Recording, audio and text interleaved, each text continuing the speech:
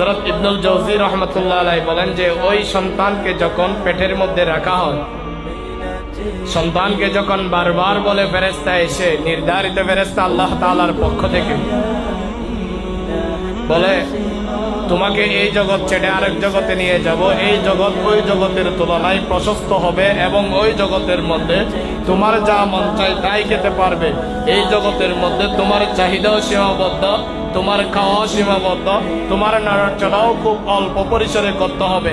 কিন্তু এই জগৎ থেকে আরেক জগতে যখন তোমাকে নিয়ে যাব, ওই জগৎ এই জগতের তুলনায় প্রশস্ত হবে। ওই জগতের মধ্যে হাত পা নাড়ানোর জন্য প্রচুর জায়গা পাওয়া যাবে। ওই জগতের মধ্যে খাদ্য পানির অভাব হবে না। এই জগতের মধ্যে শুধু এক ধরনের আবহাওয়া বিরাজ করে।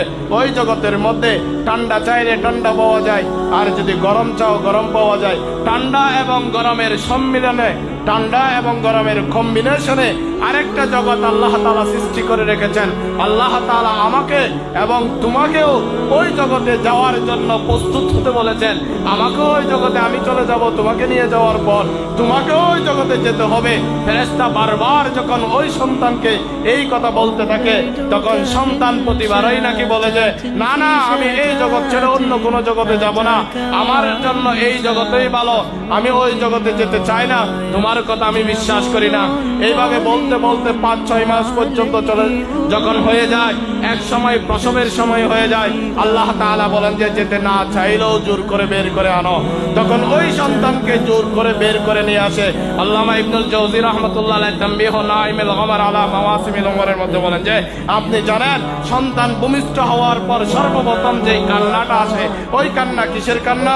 ওই কান্না হতে তার জগৎ ছেড়ে সে যখন চলে আসে ভিন্ন এক জগতে, ভিন্ন এক পরিবেশে, ভিন্ন এক আবহাওয়ায়, সে কিভাবে নিজেকে মানিয়ে নেবে, তার সাথে কেমন আচরণ হবে, ওই জগতের মানুষগুলো কেমন, তার মায়ের পেট তো তার জন্য ভালো ছিল, যে জগতে তাকে আনা হলো ওই জগৎ কেমন হবে, এই চিন্তায় এবং এই দুশ্চিন্তায় সে কন্দন করতে থাকে। সন্তানকে কন্দন করতে আমরা দেখি না ছোট ছেলেকে? এটা কিসের ফল? ওই যেটা পেয়েছিল সেটা ছেড়ে আসার ফল, মানে পাবে কিনা। দেখুন আল্লাহ তাআলা এই কথা বোঝাতে চান। উলামায়ে কেরাম লিখেছেন ওই জগতের মধ্যে তো আল্লাহ তাআলা আমাদেরকে ফেরেশতা দিয়ে বুঝিয়েছেন তোমাদেরকে এই জগৎ ছেড়ে ওই জগতের মধ্যে যেতে হবে। মানুষের সৃষ্টি হচ্ছে মাটি থেকে, আর ফেরেশতার সৃষ্টি হচ্ছে নূর থেকে। মানুষ এবং নূরের মধ্যে দৌরত্ব বিদ্যমান থাকার কারণে মানুষ স্পষ্টভাবে সেটা বুঝতে পারলো কিনা, সেটার বিষয়ে অবগত হতে পারলো কিনা, আল্লাহ তাআলা এই চিন্তা ভাবনা করে এই জগতের মধ্যে আল্লাহ তাআলা নবী রাসূল যতগুলো পাঠিয়েছেন শুরু থেকে শেষ পর্যন্ত সমস্ত নবী রাসূল মানুষই ছিলেন, তবে তারা মহামানব ছিলেন। মানুষের কারণে, মানুষ হিসাবে প্রেরণ করার একমাত্র কারণ হলো ফেরেশতার কথা মানুষ কতটুকু বুঝতে পারবে সেই কথা আল্লাহ তাআলা, যেহেতু আগে এরকম ঘটনা ঘটেছে সেজন্য আল্লাহ তাআলা নতুন ব্যবস্থা করলেন যে আল্লাহ তাআলা সমস্ত নবী রাসূলকে এখানে পাঠিয়ে মানুষকে বোঝাতে চায় যে এই জগতের মধ্যে তোমরা বসবাস করে, এই পৃথিবীর মধ্যে, এই পৃথিবী তোমাকে ত্যাগ করে একদিন অন্য জগতের মধ্যে যেতে হবে। ওই জগৎ এই জগতের তুলনায় কবরের জগৎ আরো সংকীর্ণ হবে, এর পরবর্তী জগৎ আরো প্রশস্ত হবে। কবরের জগতের মধ্যে যদি তুমি যেতে চাও তাহলে তোমাকে নবী এবং রাসূল এবং আল্লাহ তাআলার কথা মতো দুনিয়াতে চলতে হবে। যখন নবী রাসূলুল্লাহ এই সমস্ত কথা এবং এই সমস্ত আলোচনা কোরআনে এবং হাদিসে আমাদের সম্মুখে পেশ করে ছোট্ট ছেলের মতো আচরণ আমরা করি, ওই জগৎ ছাড়ার জন্য সে যেমন প্রস্তুত ছিল না, আমার এবং আপনারও মনে হয় হয়তোবা আমরাও এই জগৎ ছেড়ে যেতে হবে না।